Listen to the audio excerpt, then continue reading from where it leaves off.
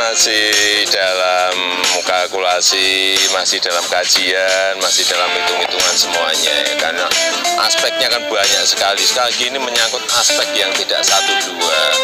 Urusan banjir mungkin di sini tidak, ya kan? Urusan gempa di sini. Ya, tapi kesiapan infrastruktur harus dimulai dari nol lagi, ya kan? Itu juga salah satu pertimbangan masalah sosial politiknya, masalah sosiologi masyarakatnya, semuanya dilihat semuanya. Ini gini, ini nanti tim besarnya pasti diam-diam akan ke sini lagi berhitung. Kemudian baru setelah matang, terencana secara detail disampaikan pada saya. Nah, dari situlah kita memutuskan. Saya ini lapangan hanya satu, mencari feelingnya, biar dapat feelingnya gitu. biar dapat feelingnya. Kalau sudah dapat feelingnya, nanti kalkulasinya, hitung-hitungannya memutuskan itu lebih mudah. Kalau ke lokasi aja belum dapat feeling dari mana. Ini saya kira sebuah visi besar, jangka panjang, bisa 50 tahun, bisa 100 tahun yang akan datang dalam rangka mempersiapkan negara ini untuk masuk sebagai sebuah negara maju. Ya. Pak, ini nemu feelingnya nggak, Pak? Gimana? Oh, nemu feeling lah, nemu feeling. Ya, memang. Gimana? Dibanding Balikpapan. Ya semuanya ada plus minusnya lah, semuanya ada plus minus, nggak mungkin semuanya plus, semuanya nggak mungkin minus, semuanya juga nggak mungkin. Karena sebelumnya kan memang sudah ada besarnya dulu. Ya, Pak Presiden, kalau masalah air Pak, di sana kan kalau musim pasang kan asin, kalau di sini kan nggak ada asinnya Pak. Itu salah satu, masalah nggak ada asin dan ada asin.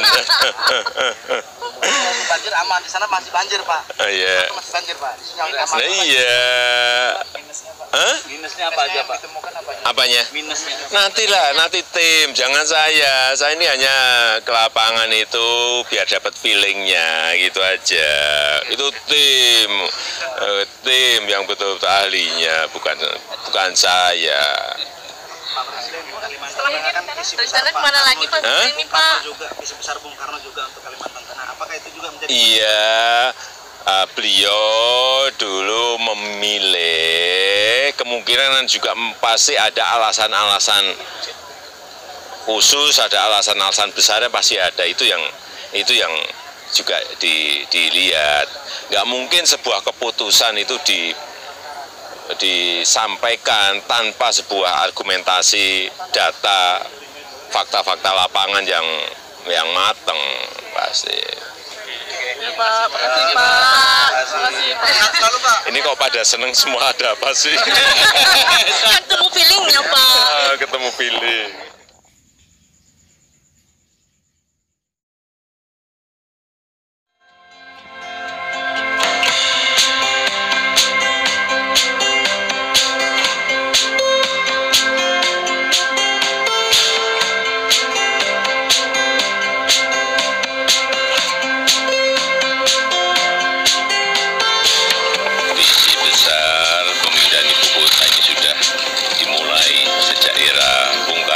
Presiden pertama kita sudah, kemudian era presiden juga ada visi untuk memindahkan ibu kota. Ya intinya kita akan ingin melihat visi ke depan kita seperti apa, dan yang paling penting Indonesia sebagai negara besar, kita ingin memiliki juga pusat pemerintahan yang terpisah dengan pusat ekonomi, bisnis, perdagangan, jasa, dan ya ini kita ingin menapak ke depan sebagai sebuah negara maju. Dan memang ada beberapa lokasi yang sudah kira-kira 1,5 tahun ini di studi, yang salah satunya adalah di Kalimantan Timur, dan kurang dan lebih yang kita datangi siang hari ini. Di sini semuanya saya melihat sangat mendukung. Kebetulan ini berada di tengah-tengah jalan tol Samarinda Balikpapan. Dan kalau kita lihat Balikpapan ada airportnya, Samarinda ada airport. Nah, udah nggak buat airport lagi, udah ada 2. Pelabuhan juga sudah ada. Nah, artinya itu akan banyak menghemat biaya. Tapi kan kajian itu tidak hanya urusan infrastruktur, sosiologisnya, kemudian kajian sosial politiknya seperti apa. Ini yang perlu dipertajam, kemudian urusan lingkungan dan misalnya kebutuhan air seperti apa. Apakah jauh dari sisi kebencanaan, entah banjir, entah yang namanya gempa bumi. Saya kira di sini nggak ada. Berapa persen peluangnya? 90%? Ya ini semuanya masih dikalkulasi, semuanya masih dihitung. Tetapi sekali lagi apa yang tadi saya sampaikan, saya bicara padanya. Fasilitas-fasilitas yang ada di Kaltim ini sangat mendukung. Terutama tadi airport, jalan tol ternyata sudah nanti tahun inilah insya Allah sudah jadi juga. Sangat mendukung itu. Kira-kira bisa disampaikan kapan bisa disampaikan? Kan disebutkan 3 Pak. Mana? Kan Bapak terakhir menyebutkan 3 kandidat terkuat. Iya, Pak. 3 ini yang mau kita lihat itu. Kapan ada target terakhir? Apanya? Ya setelah melihat lapangan, nanti ada tim ke lapangan lagi, kajian lebih detail lagi. Ini harus sangat terencana, sangat matang, sehingga saat memutuskan itu betul-betul kondisinya betul-betul benar, gitu loh. Dari 3 daerah Kaltim yang pertama kali dikunjungi? Iya. Pak, biar tidak membebani APBN Pak. Apanya? Biar tidak membebani. Ya nanti kita sampaikan kalau udah final di mana itu baru ada semuanya, ada kajian sisi anggaran untuk keuangannya, ada semuanya. Jadi menurut saya sesuai yang disampaikan kemarin oleh Menteri Keuangan, ya, bisa tidak membebani APBN. Ya. peresmian jalan tol Pak, Kapan Pak? Ya insya Allah akhir tahun, masih tinggal 14% kok rampung. Dikepus lagi Pak ya? digunakan untuk Ya kemarin kalau nggak ada urusan pembebasan lahan yang masih masalah, ya sudah selesai. Ya biasa di lapangan ada masalah. Belum bisa dipakai untuk mudik lebaran Pak ya? Mudik lebaran Pak, belum bisa ya Pak? Sebagian sudah, yang itu mudik lebaran tahun depan.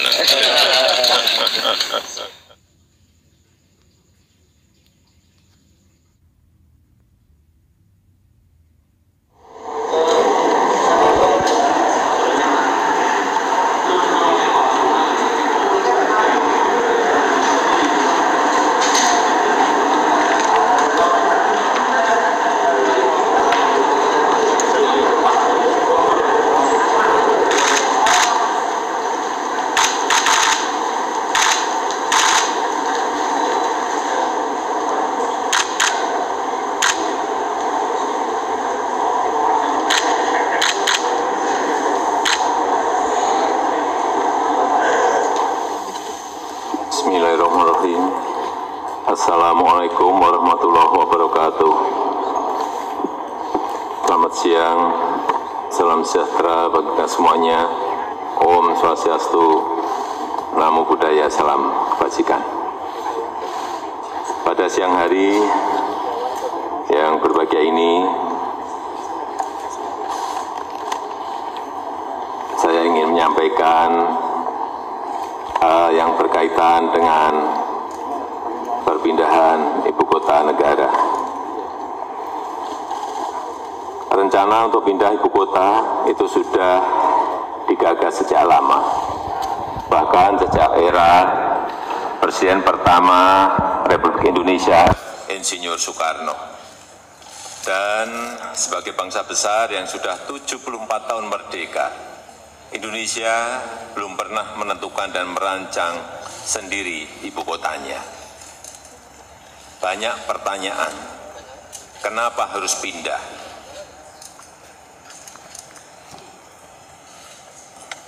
Yang pertama, beban Jakarta saat ini sudah terlalu berat sebagai pusat pemerintahan, pusat bisnis, pusat keuangan, pusat perdagangan, dan pusat jasa.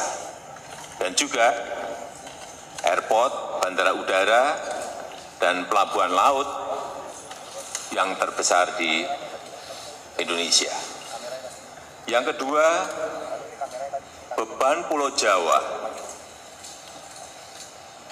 yang semakin berat dengan penduduk sudah 150 juta atau 54% dari total penduduk Indonesia dan 58% PDB ekonomi Indonesia itu ada di Pulau Jawa, dan Pulau Jawa sebagai sumber ketahanan pangan. Beban ini akan semakin berat bila ibu kota pemerintahan pindahnya tetap di Pulau Jawa. Kemudian juga ada yang bertanya mengenai pendanaan. Perlu kami sampaikan bahwa total kebutuhan untuk ibu kota baru adalah kurang lebih 466 T. Nantinya 19% itu akan berasal dari APBN. Itu pun terutama berasal dari skema kerjasama pengelolaan aset di ibu kota baru dan di DKI Jakarta. Sisanya akan berasal dari KPBU, kerjasama pemerintah dan badan usaha, serta investasi langsung swasta dan BUMN. Pertanyaan ketiga, kenapa urgent sekarang? Kita tidak bisa terus-menerus membiarkan beban Jakarta dan beban Pulau Jawa yang semakin berat dalam hal kepadatan penduduk, kemacetan lalu lintas yang sudah terlanjur parah, dan polusi udara dan air yang harus segera kita tangani. Dan ini bukan kesalahan Pemprov DKI Jakarta, bukan, tetapi terlebih karena besarnya beban yang diberikan perekonomian Indonesia kepada Pulau Jawa dan kepada Jakarta. Kesenjangan ekonomi antara Jawa dan luar Jawa yang terus meningkat meskipun sejak 2001 sudah dilakukan otonomi daerah. Pemerintah telah melakukan kajian-kajian mendalam dan kita intensifkan studinya dalam 3 tahun terakhir ini. Hasil kajian-kajian tersebut menyimpulkan bahwa lokasi ibu kota baru yang paling ideal adalah di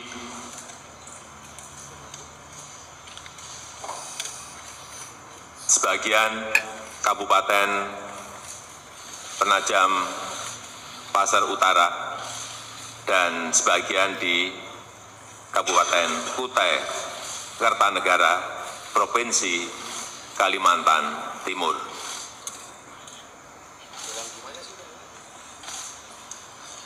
Kenapa di Kaltim? Ada pertanyaan, kenapa di Kaltim? Satu, risiko bencana minimal, baik bencana banjir, gempa bumi, tsunami, kebakaran hutan, gunung berapi, dan tanah longsor. Yang kedua, lokasinya yang strategis, berada di tengah-tengah Indonesia. Yang ketiga, berdekatan dengan wilayah perkotaan yang sudah berkembang, yaitu Balikpapan dan Samarinda. Yang keempat, telah memiliki infrastruktur yang relatif lengkap. Dan yang kelima, telah tersedia lahan yang dikuasai pemerintah seluas 180.000 hektar. Pembangunan ibu kota baru ini bukan satu-satunya upaya pemerintah dalam mengurangi kesenjangan Pulau Jawa dan luar Jawa. Karena selain itu pemerintah juga akan membangun industrialisasi di luar Jawa berbasis hilirisasi sumber daya alam. Dan Jakarta akan tetap menjadi prioritas pembangunan dan terus dikembangkan menjadi kota bisnis, kota keuangan, pusat perdagangan, dan pusat jasa berskala regional dan global. Dan rencana Pemprov DKI Jakarta untuk melakukan urban regeneration yang dianggarkan sebesar 571 triliun tetap terus dijalankan dan pembahasannya sudah pada level teknis dan siap dieksekusi. Saya paham bahwa pemindahan ibu kota negara ini termasuk lokasinya membutuhkan dukungan dan persetujuan DPR. Oleh sebab itu tadi pagi saya sudah berkirim surat kepada Ketua DPR RI dengan dilampiri hasil-hasil kajian mengenai calon ibu kota baru tersebut. Sehubungan dengan hal tersebut, pemerintah akan segera mempersiapkan rancangan undang-undangnya untuk selanjutnya disampaikan kepada DPR. Demikian yang bisa saya sampaikan pada siang hari ini. Terima kasih. Wassalamualaikum warahmatullahi wabarakatuh.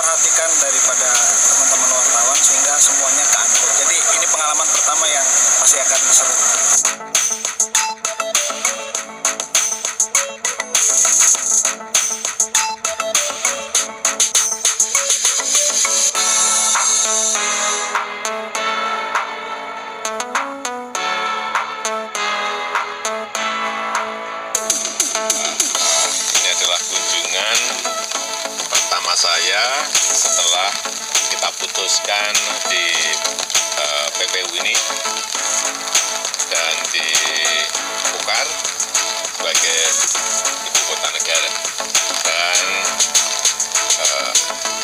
sudah diputuskan luasan 256.000 hektar yang akan dipakai dan dicadangkan untuk kawasan ibu kota. Kemudian kawasan intinya ada 56.000 kawasan intinya. Untuk kawasan pemerintahnya 5.600. Kira-kira titiknya kurang lebih ada di sini. Tetapi istana ada di mana, nanti yang menentukan adalah arsitek, yang menentukan ada urban planner, yang menentukan mereka. Ya. Setelah desain gagasannya nanti diputuskan, kemudian digambar secara detail, mungkin dalam waktu 6 bulan, tetapi kita perkirakan nanti pertengahan tahun 2020, pembangunan infrastruktur sudah akan dimulai. Dan kita juga melihat di sini ternyata infrastruktur dasar jalan, meskipun baru perkerasan yang tadi kita lewati sudah ada. Ini memudahkan. Ya. Sudah disiapkan, nanti Januari segera dimasukkan. Ini rencananya akan di Provinsi Bangun juga atau bagaimana? Atau tetap di Kaltim, Pak? Ini semuanya kan tetap nanti dibahas dengan DPR. Ya, beberapa alternatif memang bisa nanti provinsi, bisa juga dalam bentuk kota.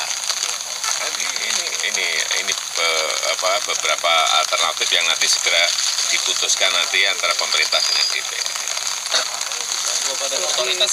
Badan otoritas rencananya akhir bulan ini, tetapi kalau terlambat ya paling awal, insya Allah awal Januari sudah selesai. Sudah selesai semua kok. Calonnya banyak tapi belum diputuskan.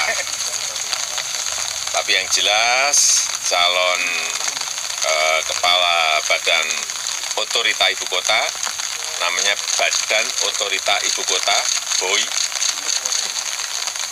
Seperti wali kota atau gubernur? Nah itu nanti yang mau diputuskan itu. Ini adalah sesuatu yang tidak harus cepat-cepat diputuskan karena menyangkut sebuah gagasan besar, menyangkut sebuah perencanaan besar, menyangkut sebuah pendanaan besar. Jangan tanyanya kelihatan gampang dan enak gitu. Ini pemikiran yang tidak mudah ya.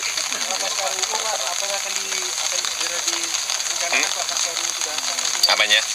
Ya tadi sudah saya sampaikan akan langsung land clearing, kemudian pembangunan penyiapan infrastrukturnya, infrastruktur dasar, baru masuk kepada kalau nanti gambar selesai berarti masuk ke bangunannya. Ya, sudah.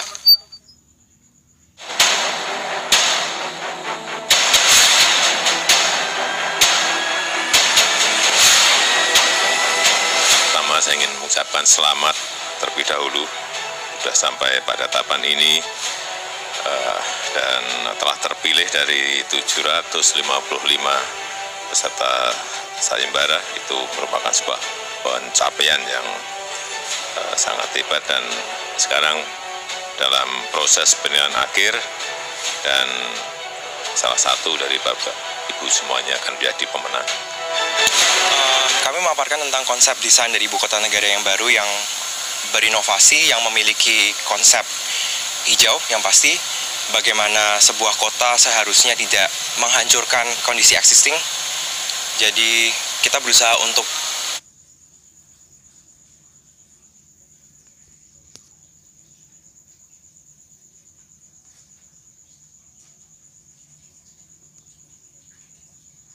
human with nature, bukan human versus nature. Kita punya konsep ibu kota yang baru adalah kota berinovasi yang memiliki konsep hijau yang pasti, bagaimana sebuah kota seharusnya tidak menghancurkan kondisi existing. Jadi kita berusaha untuk human with nature, bukan human versus nature. Kita punya konsep ibu kota yang baru adalah kota seribu galur. Kita terinspirasi dari tenunan, kita menenun antara benang galur, terus lalu ada benang lusing dan benang pakan, selalu ada ruang alun-alun yang menjadikan representasi bangsa Indonesia yang utuh. Kami membawakan konsep Nagara Rimba Nusa. Jadi konsep perkotaan yang diinspirasi dari kekayaan alam dan Nusantara kita, yaitu air dan juga kepulauan ya. Intinya ada beberapa hal, tapi yang pertama bahwa ibu kota negara ini sebaiknya tidak berdiri sendiri, tidak jagoan sendiri, tapi dia bekerja sama, berbagi peran dengan kota-kota di sekitarnya. Karena dia kan dekat sekali dengan Balikpapan, relatif dekat dengan Samarinda, dan Penajam Utara, dan sebaiknya harus bareng-bareng, majunya bareng-bareng. Pemenang terbaik pertama adalah Nagara Rimba Nusa.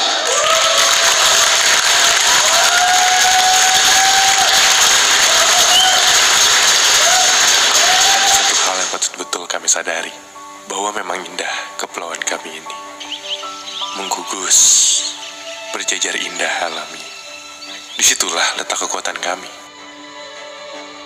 Apalah itu bumi yang tiada hutan, seumpama hampa, mudah dicemar pembangunan. Apalah bumi tanpa perairan, akan kehausan, pasti lambat laun hilang. Berdasarkan 3 kriteria utama. Pertama tentang satu, bahwa ibu kota negara sebagai identitas bangsa, ya, tidak hanya memindahkan kota seperti yang diarahkan Bapak Presiden, tapi adalah identitas bangsa untuk kemajuan peradaban Indonesia ke depan.